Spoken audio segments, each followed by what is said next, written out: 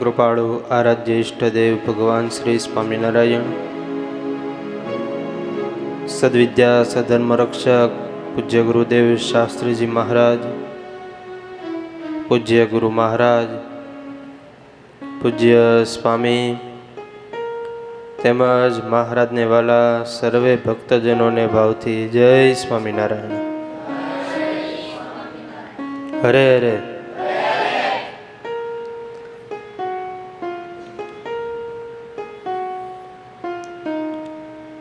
આજથી 200 વર્ષ પહેલા વિક્રમ સંવત 1882 અને મહાસુદ પાંચમ એટલે કે વસંત પંચમીના દિવસે ભગવાન સ્વામિનારાયણે વડતાલની અંદર અને એમાં પણ હરિમંડપની અંદર મહારાજે પોતાના સ્વહસ્તે શિક્ષાપત્રી લખી હતી. વસંત પંચમી એ ભાવથી લખાણી છે પ્રભુના મુખની વાણી, સૌને સમજણ આપે સારી એ શિક્ષાપત્રી છે પાવનકારી. અને એ શિક્ષાપત્રી ગ્રંથ આજથી 200 વર્ષ પહેલા એ સમયે મહારાજે અંગ્રેજ સરકાર એ સમયમાં હતા સર માલ્કમ સાહેબ, એમણે આ શિક્ષાપત્રી પોતાના હાથે જે મહારાજે લખી હતી એ ભેટમાં આપી હતી. સર માલ્કમ સાહેબ એ ખૂબ મોટા અંગ્રેજ અધિકારી હતા. એમને મહારાજના દર્શન કરવાની ઈચ્છા થઈ, પણ મહારાજને શરીરે મંદવાડ હતો. પણ એમનો ભાવ એટલો બધો હતો એટલે મહારાજે એમના ઉપર કરુણા કરીને મહારાજ દર્શન આપવા માટે ગયા રાજકોટની અંદર. સર માલ્કમ સાહેબને મળ્યા, મુલાકાત થઈ અને એ સર માલ્કમ શ્રીજી મહારાજના સંતોના સત્સંગીઓના જીવનથી એટલા બધા પ્રભાવિત થયા હતા. એને મહારાજને એવું કીધું કે ભગવાન સ્વામિનારાયણ, જે કામ અમારા શસ્ત્ર નથી કરી શકા એ કામ તમારા શાસ્ત્રોએ કરીને બતાવ્યું છે. અમુક એવા ખૂંખાર લોકો કે જેના હાથમાં ભાલા રહેતા,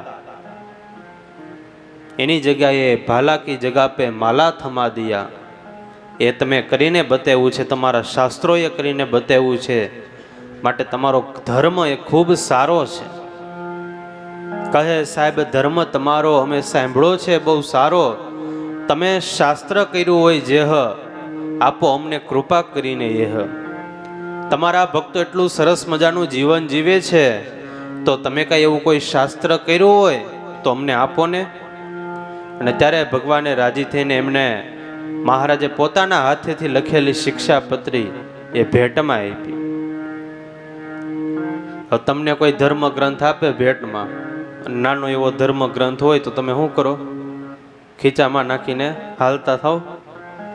પણ જેવી શિક્ષાપત્રી આપી, સર માલ્કમ સાહેબ એટલા બધા પ્રભાવિત થયા.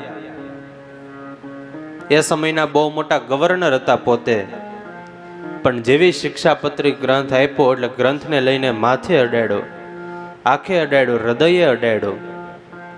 મહારાજને કહે કે આ ગ્રંથ હું નિરાતે વાંચીશ, આને સમજીશ. આવું એ બોલ્યા.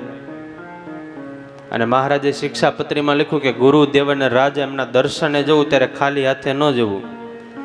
હવે આ સર માલ્કમ એ સમયના રાજા કહેવાતા.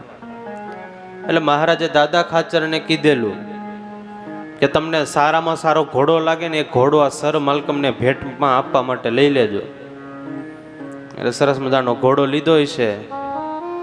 એટલે મહારાજ કે લ્યો મારા દાદા ખાચરને ઘોડો તમને આપવો છે. અને સરસ મજાનો ઘોડો હશે એ ભેટમાં આપ્યો. અને એ વખતે સર માલ્કમ સાહેબ એવું બોલ્યા, સુની બોલ્યા સાહેબ તેહ, શિક્ષાપત્રી દીધી તમે જેહ, માનું છું લાખ ઘોડા પ્રમાણ, નથી જોઈતો એક કે કાણ. તમે આ એક ખાલી શિક્ષાપત્રી મને આપી, એમાં મારા માટે બધું જ આવી ગયું. કેવું કહે છે કે લાખ ઘોડા તમે દો એની કરતાં પણ તમે આ એક શિક્ષાપત્રી દીધી એ મને શ્રેષ્ઠ લાગે છે. લાખ ઘોડા કરતાં પણ અધિક હું આ તમારી શિક્ષાપત્રી, તમે તમારું આ જે શાસ્ત્ર આપ્યું એને હું ગણું છું. આમાં બધું જ આવી ગયું, મારે બીજી હવે કાંઈ જરૂર નથી. ત્યારે એ અંગ્રેજ ગવર્નર સર માલ્કમ, જે મહારાજે શિક્ષાપત્રી આપી, પોતાના દેશમાં લઈ ગયા અને એ શિક્ષાપત્રી આજે પણ લંડનની અંદર ઓક્સફોર્ડ યુનિવર્સિટી છે, ત્યાં આજે પણ એ શિક્ષાપત્રી દર્શન આપે છે. ત્યારે પ્રસાદીની શિક્ષાપત્રી જે મહારાજે લખી હતી આજે પણ આપણને જોવા મળે. બીજું આગળ, શિક્ષાપત્રીનો અર્થ શું થાય? તો કે શિક્ષા એટલે હિતનો ઉપદેશ. શિક્ષા એટલે હિતનો ઉપદેશ અને પત્રી એટલે પત્ર. હિતનો ઉપદેશ આપતો પત્ર એને કહેવાય શિક્ષાપત્રી. હવે તમે ખાલી એક મોબાઈલ લઈ આવો એટલે મોબાઈલની અરે બુકલેટ આવે નાની એવી, એમાં બધું લખ્યું હોય કે આનો ઉપયોગ કઈ રીતે કરવો, આમાં બીજી કઈ કઈ સિસ્ટમ છે, એ બધું બુકલેટની અંદર લખ્યું હોય. મુખ્ય તો હાઉ ટુ યુઝ, આનો ઉપયોગ કઈ રીતે કરવો એ બુકલેટની અંદર લખેલું હોય. એક ફોર વ્હીલ લઈ આવો, ગાડી લઈ આવો તો એની સાથે પણ એની બુકલેટ આવે, એમાં બધી માહિતી આપી હોય કઈ રીતે આને ઓપરેટ કરવી, કઈ રીતે આનો ઉપયોગ કરવો. કોઈ ઇલેક્ટ્રોનિક ઇન્સ્ટ્રુમેન્ટ લાવો તો એમાં પણ લખ્યું હોય કે કઈ રીતે આનો ઉપયોગ કરવો, ચલાવવું, એ બધું. જો આ બધી વસ્તુ વાપરતા ન આવડે તો થોડાક દિવસમાં એ વસ્તુ હોય એ બગડી જાય, તૂટી જાય, નાશ થઈ જાય એનો. આમ તો એક ભાઈ, 4 ભાઈઓ હતા, એકવાર ફોર વ્હીલ લેવાનું નક્કી કર્યું, આપણે સારી ફોર વ્હીલ લઈ આવી નવી એમ. એટલે મેં કીધું તમે ભાઈ ખમો, હમણાં તમને ચારેયમાંથી એક હજી ફોર વ્હીલ આવડતી નથી, તમે જૂની લઈ આવો પહેલાં, પછી તમ તાર હાટ એવું લાગે તો તમે મર્સિડીઝ લેજો નવી. એ કે પણ સ્વામી લેવી તો નવી જ લેવાય ને, જૂનીને શું કરવી? નવી લઈ લે, પણ મેં તમારે જે શીખવાની બાકી છે ને એ કીધું એ કંઈ શીખાઈ જાય, કે અત્યારે નવી લઈ લે, પછી જો એવું લાગશે તો પાછી બીજી કંઈક લેવું. હવે ચારેય ભાઈઓ ફોર વ્હીલ લઈ આવવાનું શીખી રહ્યા, ત્યાં ગાડી ટળી ગઈ, થઈ ગઈ પૂરી. ચારેય બાજુ જો તો ગોબા ગોબા, કોઈ થાંભલા એરે ભટકાડીને, કોઈ ડિવાઈડર ઉપર ચડી દીધી, ઘણા ખાળિયામાં ઉતારી દીધી. એટલે વાપરતા ન આવડે તો પછી એ જલ્દી પૂરું થઈ જાય, ખતમ થઈ જાય, નાશ થઈ જાય. એમ આ દુનિયાની અંદર સૌથી મોંઘામાં મોંઘી કોઈ વસ્તુ હોય, કિંમતીમાં કિંમતી કોઈ વસ્તુ હોય, તે આ માનવનું શરીર છે, મનુષ્યનું શરીર છે, જે ભગવાને ખૂબ કૃપા કરીને આપણને આપ્યું છે. આખી સૃષ્ટિમાં ભગવાનની ઘણી બધી રચના છે, પણ સૌથી શ્રેષ્ઠ જો કોઈ રચના હોય ભગવાનની અદ્ભુત રચનાઓમાં, તો ભગવાને આ માનવનું શરીર બનાવ્યું એ સૌથી શ્રેષ્ઠ રચના છે. કારણ કે આ માનવ તન દ્વારા, માનવ શરીર દ્વારા જે પણ કાંઈ ઈચ્છા હોય, ધર્મ, અર્થ, કામ, મોક્ષ, ચારમાંથી જે પણ પુરુષાર્થ સિદ્ધ કરવા હોય એ આ માનવ શરીર દ્વારા સિદ્ધ થાય. એટલે ભગવાનની એ શ્રેષ્ઠ રચના છે. હવે આવું સરસ મજાનું શરીર હોય પણ એને કઈ રીતે વાપરવું એ ખબર ન પડે, હાઉ ટુ યુઝ, તો એ શરીર એ પછી બીજી લાઈન ઉપર અવળા માર્ગે વપરાઈ જાય. જેમ મોબાઈલ લઈએ, ગાડી લઈએ, ઇન્સ્ટ્રુમેન્ટ લઈએ, એની સાથે નાની બુકલેટ આવે, હાઉ ટુ યુઝ, આનો ઉપયોગ કઈ રીતે કરવો, એમ મહારાજે આ શરીરનો ઉપયોગ કઈ રીતે કરવો એ આ શિક્ષાપત્રીની અંદર 212 શ્લોકમાં મહારાજે હાઉ ટુ યુઝ શીખવાડી દીધું. ત્યારે એવી આ શિક્ષાપત્રી છે કે જીવન જીવવાનો રસ્તો આ શિક્ષાપત્રીની અંદર આપણને જોવા મળે. એક પ્રકારે કહીએ તો વિધિ અને નિષેધ જોવા મળે, કેમ જીવવું અને કેમ ન જીવવું. કોઈ પણ આપણા શાસ્ત્રો લઈ લો, એમાં ખાલી 2 જ વાત હોય, એક તો વિધિ અને બીજું નિષેધ. વિધિ એને કહેવાય કે આમ કરવું જોઈએ, એનું નામ વિધિ, અને ઘણી વસ્તુ કરવી ન જોઈએ, એનું નામ નિષેધ. જેમ કે આજ્ઞા હોય કે ચોરી ન કરવી, લૂંટફાટ ન કરવી, દગાદુગી, ખોટું આ બધું ન કરવું, તો એ બધા નિષેધ વાક્યો થઈ ગયા. સવારે સૂર્યોદય પહેલા જાગવું, પવિત્ર જળથી સ્નાન કરવું, ભગવાનના મંદિરે જવું, કોઈ દીન દુખ્યા હોય તો એને મદદ કરવી, આ બધી જે આજ્ઞાઓ છે એને વિધિ કહેવાય. ત્યારે શાસ્ત્રોમાં મુખ્ય 2 પ્રકારની આજ્ઞાઓ, એક તો વિધિ અને બીજું નિષેધ. ત્યારે શ્રીજી મહારાજે આ શિક્ષાપત્રીની અંદર બંને આજ્ઞા, એટલે કે વિધિ કોને કહેવાય અને નિષેધ કોને કહેવાય, એ બંને પ્રકારની આજ્ઞાઓ વાત એ મહારાજે આ શિક્ષાપત્રીમાં લખી. બીજું, આ શિક્ષાપત્રી છે સર્વ જીવ હિતાવહ, એટલે કે સર્વે જીવનું હિત કરનારી છે, મંગલ કરનારી છે. અને મહારાજે પાછું અહીંયા એવું કીધું કે આ શિક્ષાપત્રી તમે એકાગ્ર મને સાંભળજો, વાંચજો. આ શિક્ષાપત્રી એકાગ્ર મને વાંચજો. મહારાજ કે અમે આ શિક્ષાપત્રી લખીએ એ ખાલી યમલમ નથી લખતા, ખાલી ખુશી માટે નથી લખતા, પણ મહારાજ કે આ શિક્ષાપત્રી પ્રમાણે કોઈ જીવન જીવશે તો જીવનમાં ખૂબ સુખી થશે. એમ તો એકવાર શ્રીજી મહારાજ વડતાલ ધામમાં બિરાજમાન હતા, ગોમતી નદી કિનારે, અને થોડા બ્રાહ્મણો ત્યાંથી પસાર થયા. એટલે ભગવાન સ્વામિનારાયણને પ્રશ્ન કર્યો કે પૂર્વે અમરીશ રાજા થઈ ગયા, પૂર્વે અમરીશ રાજા થઈ ગયા, એની રક્ષામાં ભગવાને સુદર્શન ચક્ર રાખ્યું હતું, તો અત્યારે તમારા લાખો આશ્રિતો છે, એટલા બધા સંતો છે, તમને ભગવાન તરીકે માને છે, પૂજે છે, તો એના માટે તમે કઈ સુદર્શન ચક્ર રાખ્યું છે કે નહીં?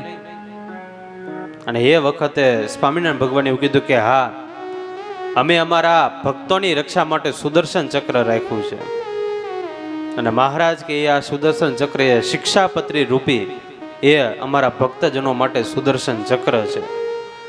જો જે પણ ભક્તજન, અમારો આશ્રિત જન એ શિક્ષાપત્રી પ્રમાણે જીવન જીવશે તો આ લોકમાં અમે એને સર્વ રીતે સુખી કરીશું, એની રક્ષા કરીશું, અને મર્યા પછી પણ પરલોકની અંદર પણ એ સુખી થશે. અને એ સમયમાં એવા દ્રષ્ટાંતો હતા નહીં. આજે પણ એવા કેટલા બધા દ્રષ્ટાંતો છે કે શિક્ષાપત્રી પ્રમાણે જીવન જીવે, મહારાજની આજ્ઞા પાળે તો એ જીવનમાં ખૂબ સુખી થાય, આગળ વધે. સદગુરુ શ્રી નિષ્કુળાનંદ સ્વામી એક પ્રસંગ લખ્યો છે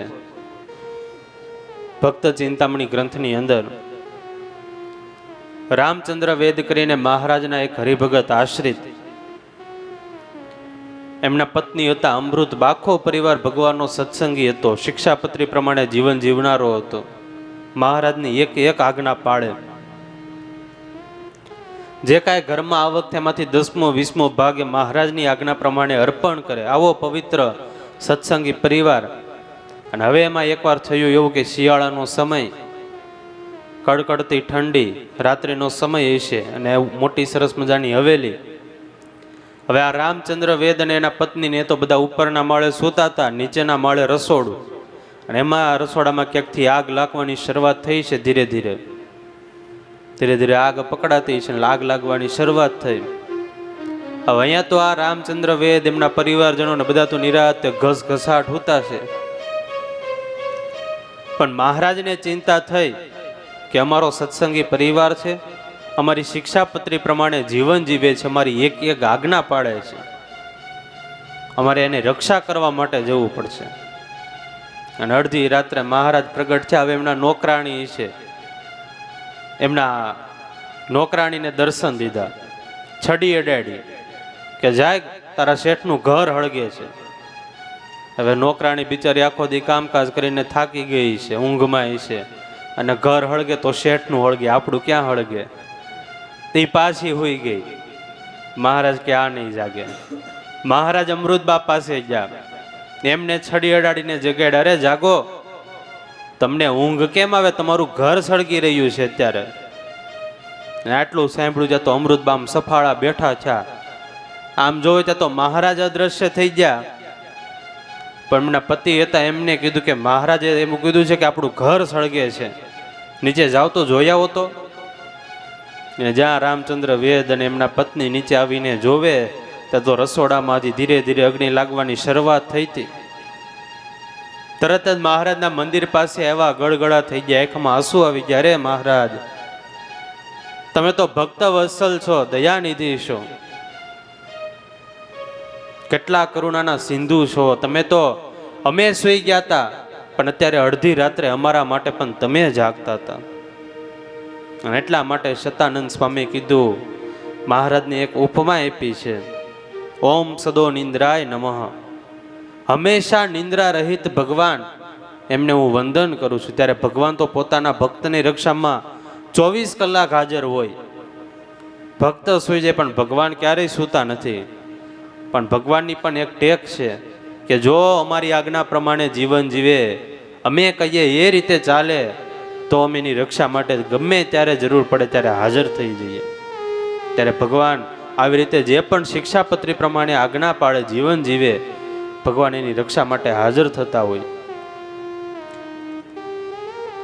બીજું, શિક્ષાપત્રી છે એ ગાગરમાં સાગર કીધી.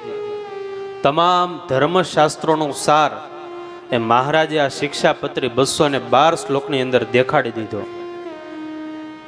શિક્ષાપત્રી અર્થ દીપિકા, એમાં કહેવામાં આવ્યું છે કે 346 શાસ્ત્રોમાંથી 3814 જેટલા પ્રમાણો આપવામાં આવ્યા છે.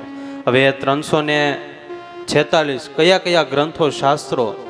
તો વેદ છે એમાંથી 19 ગ્રંથો લીધા, પછી ઉપનિષદ હોય એમાંથી 57 જેટલા, સ્મૃતિ ગ્રંથો હોય એમાંથી 58 જેટલા, નીતિ ગ્રંથો હોય એમાંથી 6 જેટલા, ઇતિહાસ એટલે કે પુરાણ હોય એમાંથી 36 જેટલા, પછી જે નિબંધ ગ્રંથો હોય એમાંથી 115 જેટલા, તંત્ર ગ્રંથો એમાંથી 22 જેટલા, કાવ્ય ગ્રંથો એમાંથી 17 જેટલા, કોષ ગ્રંથો એમાંથી 13 જેટલા, અને વૈદિક ગ્રંથો એમાંથી 3 જેટલા. આવી રીતે કુલ 346 ગ્રંથોમાંથી, હવે આપણે શિક્ષાપત્રી વાંચીએ, કુલ કેટલા ખાલી શ્લોક? 212. પણ 346 ગ્રંથોમાંથી 3814 જેટલા પ્રમાણો એ ખાલી આ નાનકડી એવી શિક્ષાપત્રી આપણે વાંચીએ એની અંદર મહારાજે લીધેલા છે.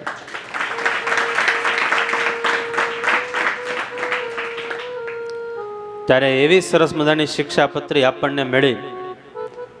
ભારતના સરદાર વલ્લભભાઈ પટેલ જેવા અગ્રણીય રાજકીય નેતા એવું કહેતા કે જો દેશના લોકો આ શિક્ષાપત્રી પ્રમાણે જીવન જીવે, એમની આજ્ઞાનું પાલન કરે, તો દેશમાં ફોજદારી કાયદો, પોલીસ, અદાલત આ બધાની ઓછામાં ઓછી જરૂર પડે.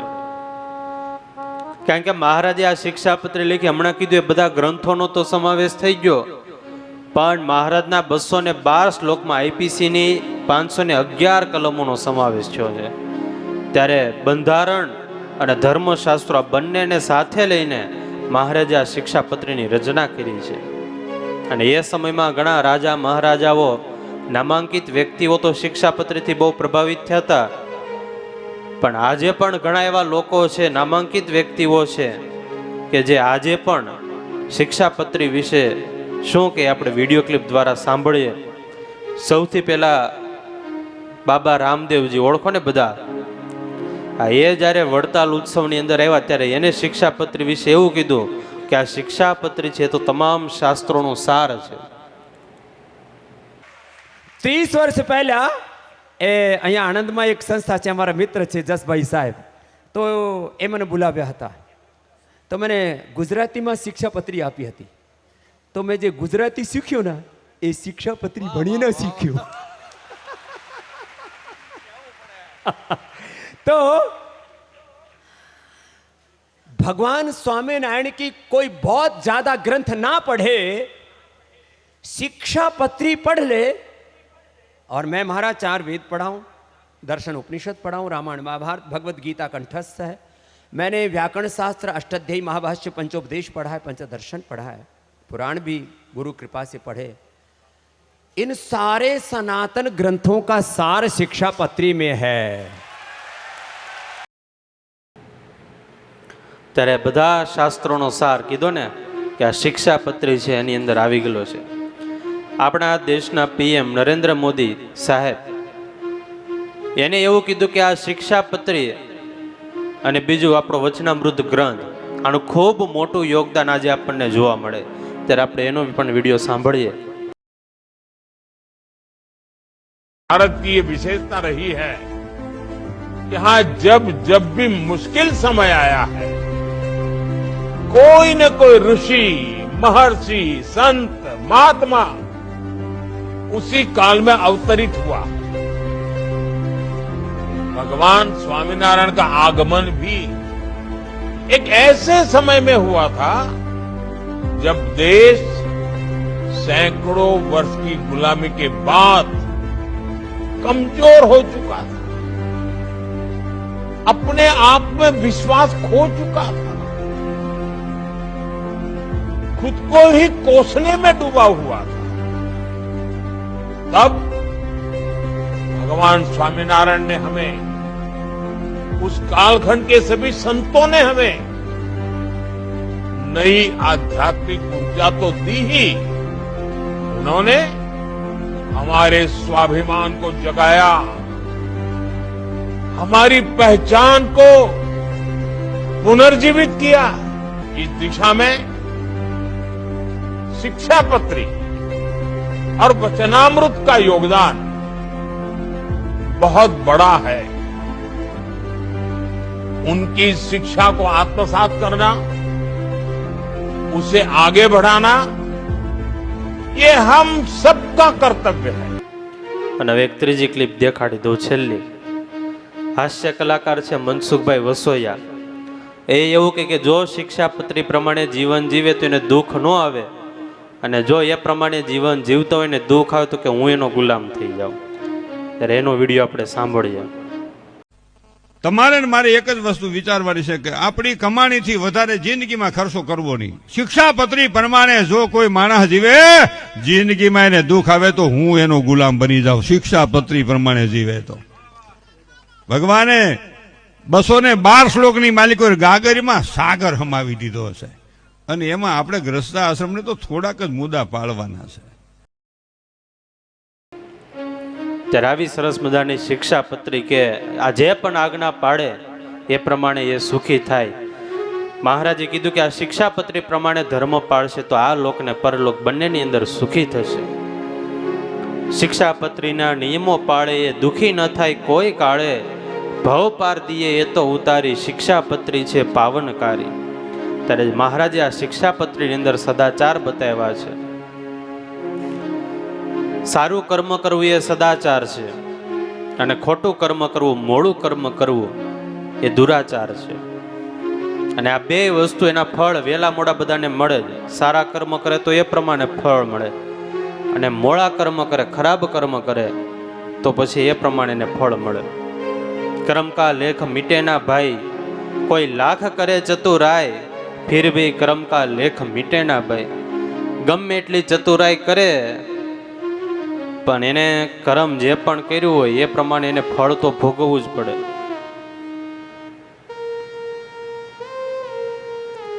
બે પ્રકારના કર્મ છે, એક તો પાપ અને બીજું પુણ્ય. આપણે પાપ વાવીએ છીએ કે જીવનમાં પુણ્ય કરીએ છીએ એ બીજા કોઈને ખબર ન હોય, પણ જ્યારે એનું ફળ આવે ત્યારે પછી એ ભોગવવું પડે.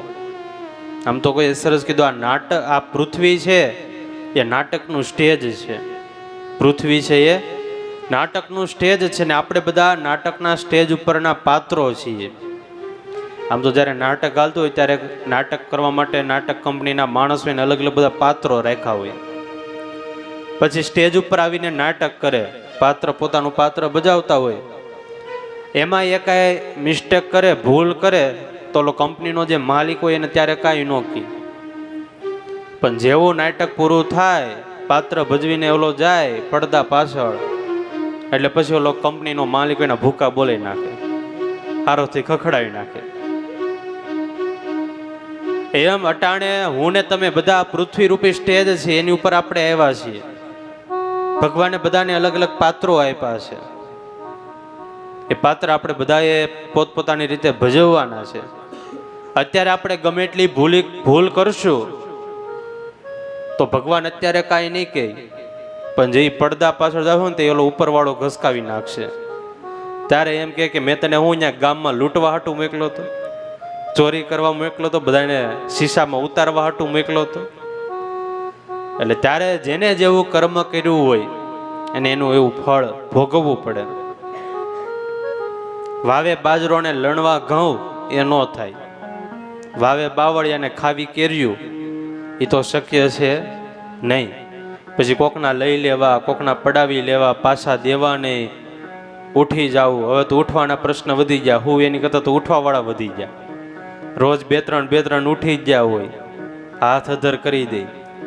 પેલા બીજાના લઈ લેતા પારકાના, એટલે પારકા લોકોને ખબર પડી ભાઈ આની ઉપર વિશ્વાસ કરાય નહીં, દેવાય નહીં, તો હવે ઓળખીતા હોય સંબંધીઓ એના શરૂ કર્યા. હાળાના લઈ જાય ને બેનુના લઈ જાય ને બધા પરિવારના અંદરો અંદરના લઈ જાય ને પછી કે ઉઠી ગયા. એક ભાઈ કહેતા હતા કે મારાથી કે મારો હાળો પૈસા લઈ જાય, હવે કે વધારે ભેં કરાતી નથી, કે ભેં કરું તો ઘરે ડખો થાય કે. એટલે આવું છે. ભલા કીજે ભલા હોગા, બુરા કીજે બુરા હોગા, વહી लिख लिख के क्या होगा, અહીં સબ કુછ ચુકાના હે. બધું અહીંયા જ ચૂકવવું પડશે. વહેલું મોડું થાય પણ બધાને પોતાનું ફળ તો ચૂકવવું જ પડે. એટલે કોઈએ સરસ કીધું કે આપણી દશા ખરાબ છે કે કારણ કે આપણી દિશા ખરાબ છે. સાચી દિશા ઉપર આપણે જીવન જીવતા નથી, એટલે આપણા જીવનની દશા, આપણા જીવનની પરિસ્થિતિ એ અત્યારે ખરાબ છે. ખોટી દિશા ઉપર આપણે ચાલીએ છીએ. જીવનમાં ખાલી જો ભાવના શુભ હોય તોય ભગવાન એને ફળ આપે. પણ અત્યારે આ બધી જ વસ્તુ ધીરે ધીરે બહુ ઘટતી જાય છે, ઓછી જોવા મળે. સાચા હૃદયની ભાવના, લાગણીશીલ વ્યક્તિત્વ, આ બધું અત્યારે બહુ ઓછું થઈ ગયું. ખાલી સાચો ભાવ કોઈના હૃદયમાં જોવા જાવો એ પણ બહુ અઘરો છે ગોતવો. ત્યારે ખાલી જો શુભ ભાવના રાખે તોય ઠાકોરજીને સારું ફળ આપે. આમ તો એક પ્રસંગ છે, કઠિયારો હતો અને જંગલમાં લાકડા કાપવા માટે જાય. લોઢાનો કુહાડો હોય સાથે લઈને જાય લાકડા કાપવા. હવે કુહાડો લોઢાનો હતો. એમાં એક દિવસ એવું થયું કે કુવા ઉપર કંઈક ડાળી છે ને એ કાપતો હતો, અને ડાળી કાપતા કાપતા કુહાડો હતો એ કુવામાં પડી ગયો. હવે એકને એક આજીવિકાનું સાધન હતું આ લાકડા કાપવાનો કુહાડો, અને એ તો કુવામાં પડી ગયો કુહાડો. ને કુવાની બાજુમાં આવીને બેઠો ને વિચાર કરવા લાગ્યો, હવે કરવું શું? બિચારો રડવા લાગ્યો. એકનું એક સાધન હતું આજીવિકાનું, એમાંથી આખું મારું ગુજરાન ચાલતું, અને કુહાડો આ કુવામાં પડી ગયો. દુઃખી હતો. ત્યાં બાજુમાં વન દેવતા પ્રગટ થયા. કે વત્સ, શા માટે એટલો બધો ચિંતામાં છે? તો કે અરે વન દેવતા, જો ને મારો એક કુહાડો હતો, આજીવિકાનું સાધન હતું, આ કુવામાં પડી ગયું. એ કે તું ચિંતા કરીમાં હમણાં તને લાવી દઉં. વન દેવતા કુવામાં ગયા ને સોનાનો કુહાડો લઈને આવ્યો. કીધું લે આ કુહાડો. તમને પૂછું તમે બધા હોય તો શું કરો, લઈ લો કે? એ કે લે આ તમારો કુહાડો. એ કે નહીં હો, આ કુહાડો મારો નથી. ઓલો બિચારો પ્રામાણિક છે, સજ્જન માણસ છે, કે આ મારો નથી. કે વન દેવતા કે એવું છે? પાછા કુવામાં જ્યાં બીજો કુહાડો લઈને આવ્યા, ચાંદીનો કુહાડો. લે આ તારો કુહાડો. તો કે આય મારો નથી હોય. કે એવું? પછી ત્રીજી વખત જ્યાં એનો જે મૂળ કુહાડો હતો લોઢાનો લોખંડનો એ લઈને આવ્યા. લે આ તારો કુહાડો.